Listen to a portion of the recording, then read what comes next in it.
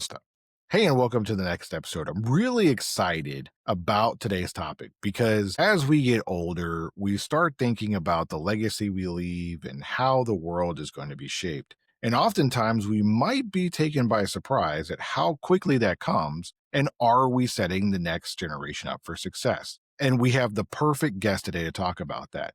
So, Jennifer Hawkins is the founder of Launched Performance, a leadership advisory firm helping executives and organizations build the next generation of enterprise level strategists. With 20 plus years of operational leadership experience across 5 industries, Jennifer is known for her no fluff approach to building top performing teams, scaling operations, and coaching leaders to rise during times of intense pressure. Her rise was forged through adversity. At 29 years old, she bought the worst performing Sullivan Learning Center in the nation on her credit card, but she turned it into a top 20% performer through 2 different recessions. At Vitalant, formerly INBC, she ran a regional blood operations team across 4,800,000 square miles from her son's hospital room during his leukemia battle. Promoted 4 times in 6 years, she landed in the executive seat, leading operations through the COVID crisis and systems reform. Jennifer is a sought after speaker and coach known for her bold, practical, and deeply human approach to leadership. She brings both grit and grace to every conversation and helps organizations build leaders who are resilient, emotionally intelligent, and capable of leading forward and scaling businesses forward. So, Jennifer, welcome to the show. Oh, thank you so much. I'm so excited to be here. Love what this show is about. So thank you for having me today. I appreciate everything that you bring to the table here. So, let's talk real quick about why developing the next generation is so important to you. I am super passionate about this. And actually, most things I spend my time on, I tend to be passionate about. But this one in particular really recently hit me smack in the face. Just thinking about the work that I've been doing as a coach since I left the blood bank. And initially, I was working to help executives make pivots in their world, going from one industry to another. And obviously, having moved through 5 industries, that was something that was really easy for me. And so, was coaching in that. They were landing the roles, they were doing great in their outreach, all these great things were happening. And then they were getting into these higher level exec roles and they didn't have the skill set that they needed to be strategists. And so that was my first tip off that, wow, our higher mid level leaders moving into exec roles do not have what it takes to make the leap. And the reason for that is what we're seeing predominantly is our mid level leaders really are waiting for direction so that they can execute, so that they can have their teams execute. But they're not the one building the vision and building the strategy. They're the one who get the direction and execute it flawlessly. And then the second thing happened during networking events and just social events that I was at, where I was starting to see older Gen Xers and baby boomers literally pulling out their apps to show everyone, this is my retirement date. And it was like, holy cow, they're tracking this. This is around the corner for them, and realizing, wow, that is 2 generations that have their foot out the door. And then doing my homework, doing my research, and realizing that 34% of Gen X or 50 and older already are either in transition for retirement or already have their plan fully vetted and they know what their dates are. They're ready to go. And so that was pretty eye opening as I began talking with HR leaders and execs and asking them, have you begun to figure out what percentage of your executive workforce is going to be retiring in the next 12 to 36 months? They weren't looking at it. They weren't auditing it. They weren't doing polls or surveys. And so what that does is that leaves them potentially at great risk because we have a whole generation of mid level leaders that are not ready to step into that role. And you really only get roughly 3 to 6 months, if you're lucky, notification of a retirement. And that is not enough window time to build that kind of strategist, that kind of skill set, and have them executing, taking a baton and running flawlessly with a major organization. And so that made me realize there's really a blue ocean here of opportunity to help those mid level leaders, right? This is something we need to double down on. This is something we should be very concerned about because it's also an economic issue. If all of a sudden all of these organizations aren't properly prepared, right, then they risk not performing or potentially shutting down. Loss of jobs, loss of dollars within our communities. It's a large issue that I don't think is getting enough face time. Absolutely. And so when you said that they're not properly tracking it, so what is like the first clue that made you think like, hey, they're not tracking it based on was it just the conversations you were having with people and they were like, man, these people are ready to go. And then you were kind of doing some studying. It's like, hey, by the way, are you tracking these people are retiring? Yeah, so I'm in a lot of CEO networking groups and things like that, and so I'm I'm seeing everybody's got your app out, you're having this conversation, and then the conversation for me, the next question was, so is your HR and your board of directors aware that your timeline is like 15? Well, no, no one's talked to me about it. So it was my first natural question. And that is when I started to realize they're not auditing. So then going to, HR networking events and workshops, started asking, right, high level HR execs, what are you seeing? Are you talking about this? No, we're not auditing it yet. Some of them were auditing it or had just audited and found out horrific news of, oh my goodness, like 40% was our number. And it's not just at the exec level, like in leadership, it's also at the board of directors level. So can you imagine these mass exodus happening at the same time? You have your executives leaving, tiring, as well as your board of directors. What a double hit. That is just like a gut punch thinking about that. And so really I literally made a pivot in my company of this is so dire and I'm passionate for this because the ramifications are big and we need to be talking about it, preparing for it and auditing it. We have work to do. Absolutely. So with that, what are we doing or what are you seeing with people adequately preparing the next generation to lead? How are we doing on talent management and then talent retention so that way we can get people to stay long enough to have that culture? Some organizations are great with talent retention in terms of onboarding, coaching, and development. But I will say that I don't believe that they're the main group of people. I think that a lot of organizations have a philosophy of sink or swim. You come in, you have the skill sets. And the reason why I say that is because a lot of what I said earlier, my coaching, they were landing the role. That was the original agreement. We'll get you the role, we'll get you there, get you prepared for those interviews and that sort of thing. But then 6 months later, they were being let go because they didn't have the strategy acumen that they needed to carry that baton forward, which was really what the organization was looking for. So, what we're seeing is even the ones that maybe are trying to get ahead of it and bring folks in are dismayed, if you will, at what they're getting once they get in the door. And,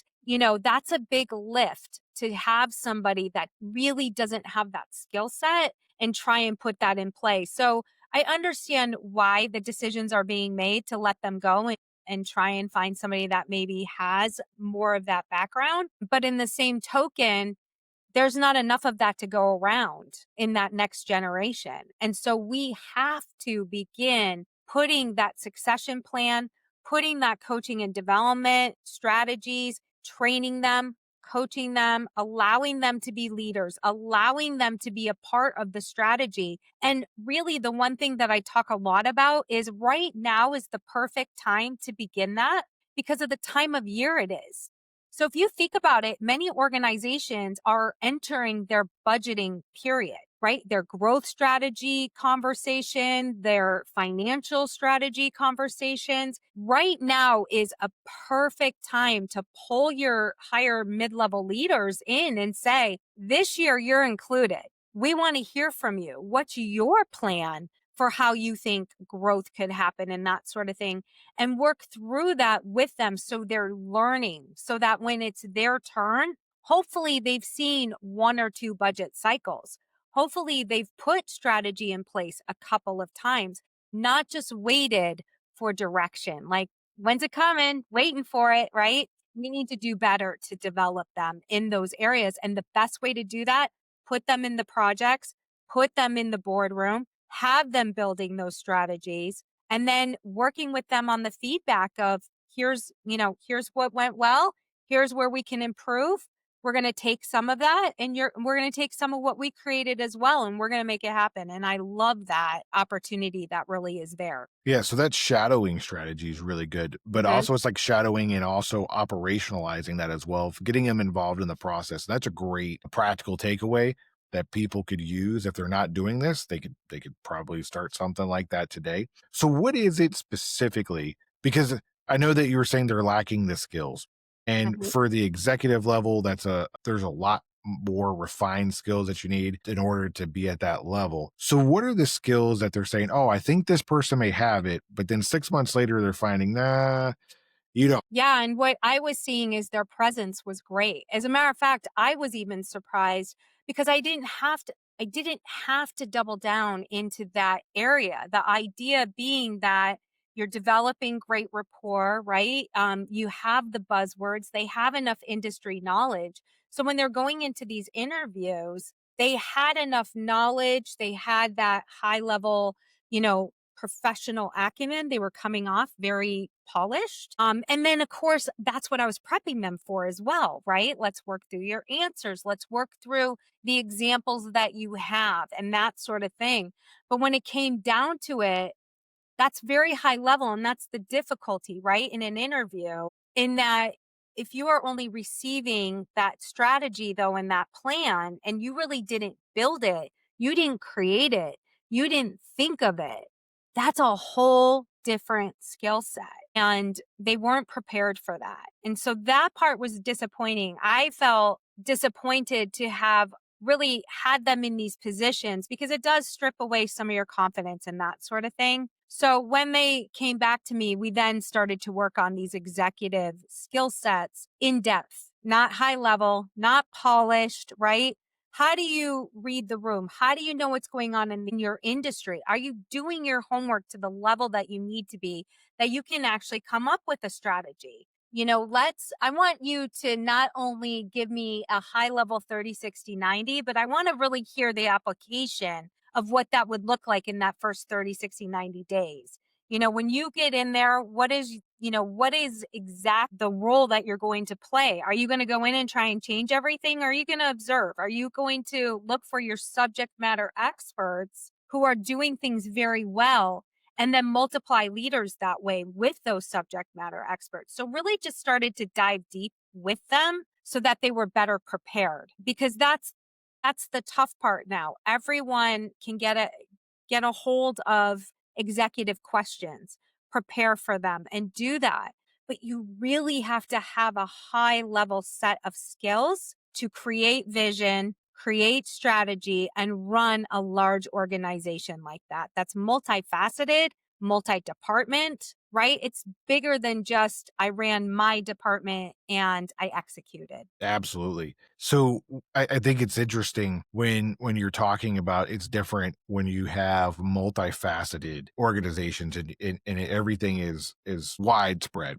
So with that, and we're noticing this generation coming up and into the leadership roles, and they want to be executives. If I am not in an executive role yet, or I'm not on a board and I want to be, what are some of the things that you should say, you know what? You need to work on these things now. And because it's going to take you a couple of years to learn them. What it would be like one or two things that you would say, focus on these areas. For me, over the years, what I've seen work really well is mentoring in multi departments. So, not just sticking in your department, because typically what we see is a department leader, right, move into that higher level role. But the question is, are you on projects that have multi department scope, for example? And are you working across different departments and functions, or are you very siloed? Because I will tell you, even for me, I was very seasoned moving from the recruitment, marketing, and communications into now owning docs, nurses, fleet, facilities, phlebotomists, labs, cross training, plus recruitment, marketing, communications, HR, right? That is a huge shift. And so being prepared for that, the way that I was already prepared for that is I had been sitting in a leadership meetings where I was hearing from all the different departments. I was understanding their their throughput from start to finish and how our department affected their department, working together with them, putting groups together even at lower levels where how are our teams interacting with each other so we're not negatively impacting, but we're actually as a team getting things done even when it maybe didn't fall to our department. How do you as a leader begin doing that? And we don't see that enough. I think that because we really try to have people be expert in that niche area, we're not then saying, but as you move up the ranks, you then have to understand cross department. You have to understand how each department affects each other. And that sort of thing. And so, really working with them on, do you have vast knowledge beyond your department within your industry, right? Or are you myopic? Where are you moving through this organization? Are you mentoring under them? Are you meeting with them?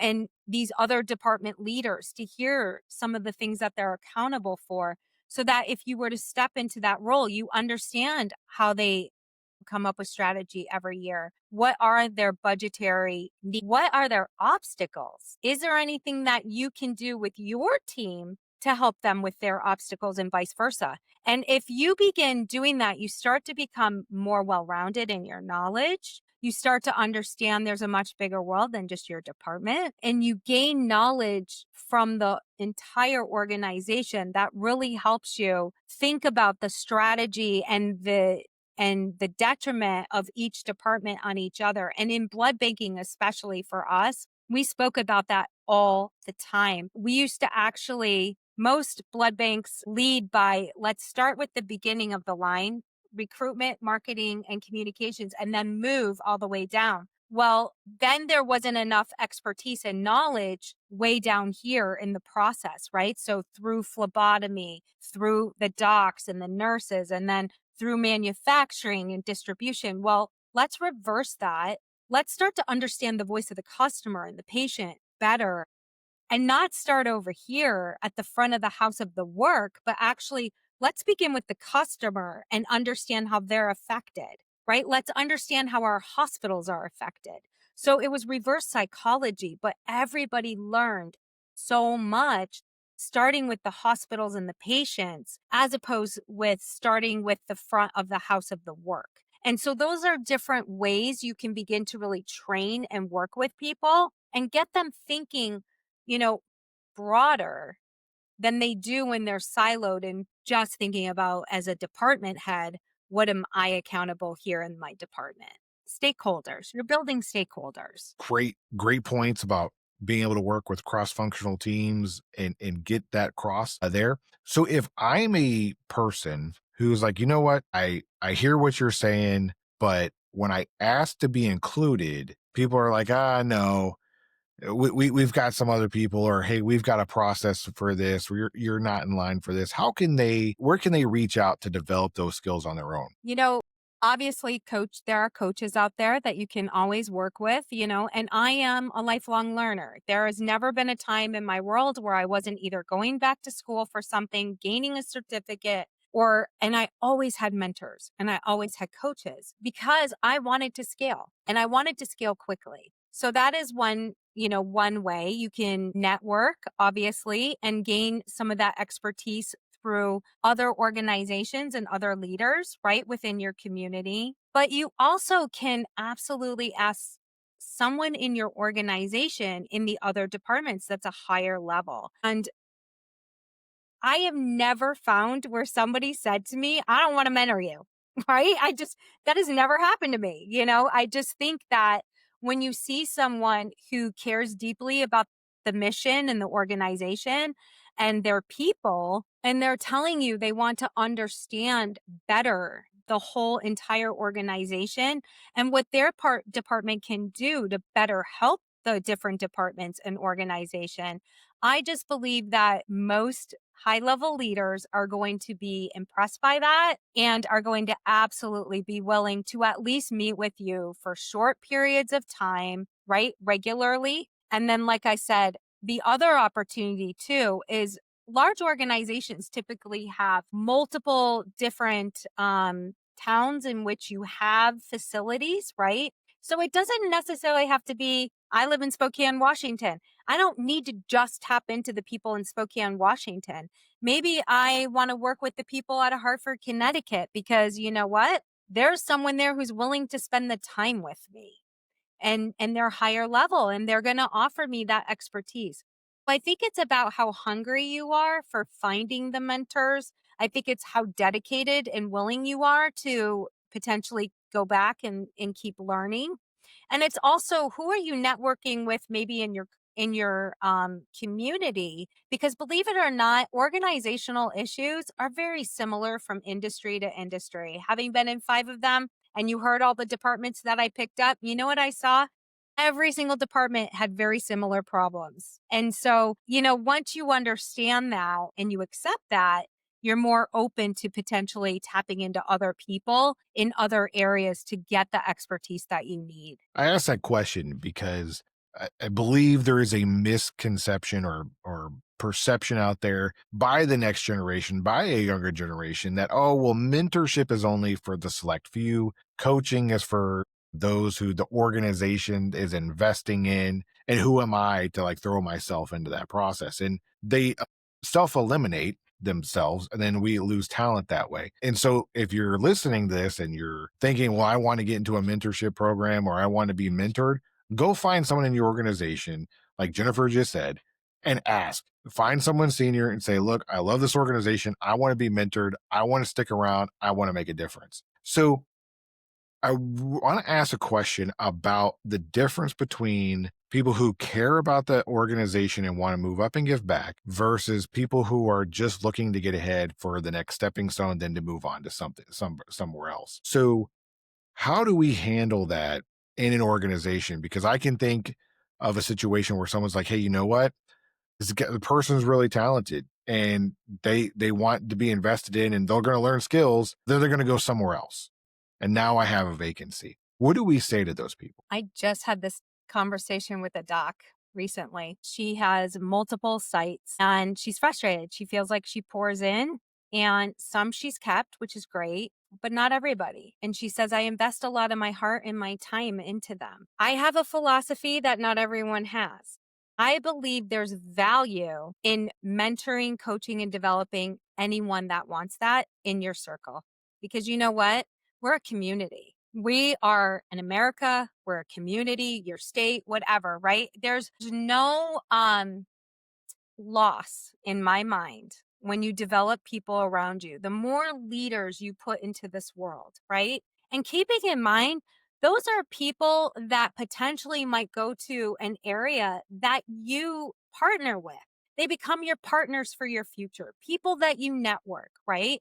People that you can call upon. I have yet to have, and I've always had this where I'm building leaders, I'm building servant leaders. I really believe in that. And my expectation is that they're going to leave whatever area, world, community, whatever, better than they found it. And so I'm always pouring in. If you're in my circle, I am pouring in. And I hope you're pouring into me too, because I always have something new to learn. But it's important to me that with that, I believe that with that mindset, we're doing great for our organization because they're still going to be in our circle some way, or they're going to be developing others around them as you're developing them.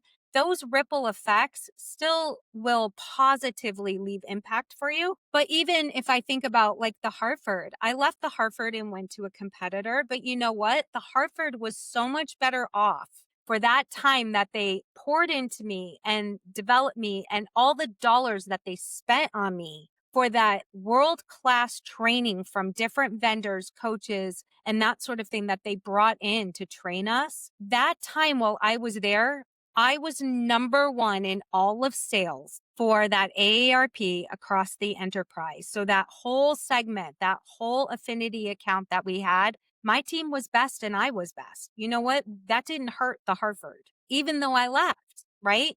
And by the way, I tell everyone that's who poured into me. Those are the people that trained me. They have world class training organization. They are dedicated to pouring into their leaders. I am spreading goodwill all throughout every time I'm in front of someone. And that is a ripple positive effect for them. So it was worth it. So at the end of the day, I just never will believe that it adversely affects you to pour in. And I believe the benefits that you will get from your people during the time that you have them, and even later, what they'll do by singing your praises or partnering with you are well worth it.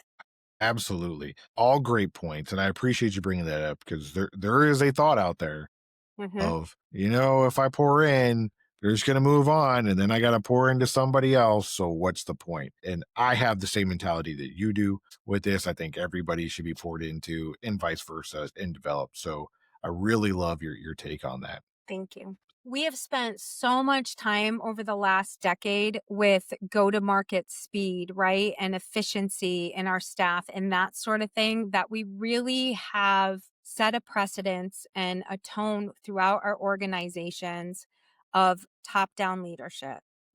I'm going to create the strategy, you're going to wait for it, and then you're going to execute it. And unfortunately, a lot of leaders have not been trained how to do much more than unfortunately micromanage. And I get it. It's a word nobody wants to hear. Nobody wants to say that their leaders are micromanaging. But when you are really leading with the stick and not a carrot, and you're not excellent at coaching and developing. And I will say telling is not development.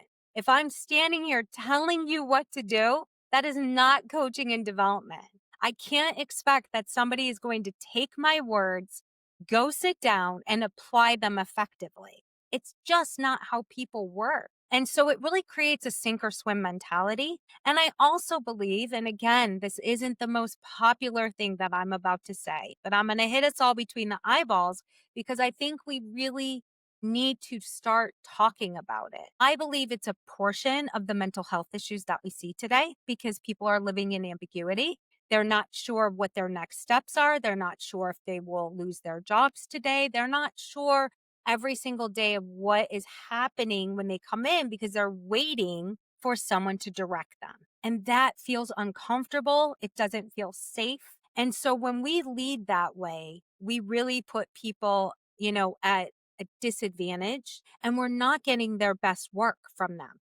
We're not getting innovation. We're not getting creativity. We're not getting that joy in their work that makes them want to give their all every single day and really try. So I believe, and look, as an executive, I can't sit here and tell you I've been perfect because I haven't. And I can reflect back on the times where I'm like, I led with the stick, or I wish I had handled that better, or, I let my frustration show and I know that affected my team. And we were stressed and I was stressed and I let it get to me. Right. But as leaders, every single day, we need to work hard to make positive impact, really understand how to develop people, how to find their level of genius and help them really spotlight that and transfer that to the people around them and lift all the boats at the same time. And that is really our job as leaders. And so that's what I would say is that I'm really looking for our next generation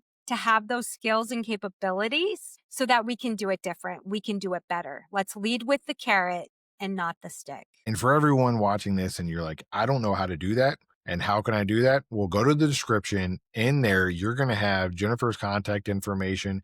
You're going to have all the links to everything that she has to offer, and she can help you with this, and her team can help you with this as well. So I am passionate about this as well. I know the next generation is going to do great things, but when we get there, however, we still need to take the time to develop the necessary skills along the way so we can be successful doing it. And I really appreciate everything that you do and bringing this to everybody's attention, because I know when we first spoke and you told me the statistics and everybody's getting ready to retire, even at the Gen X level, I was not even tracking that at all. And it hit me by surprise. So I know if it hit me by surprise, it's hitting everybody else by surprise. So I appreciate all the work that you do, and thanks for joining us today. Well, thank you so much, Tim. It was my pleasure. I really enjoyed my time with you. Thank you for all you do as well. Thank you.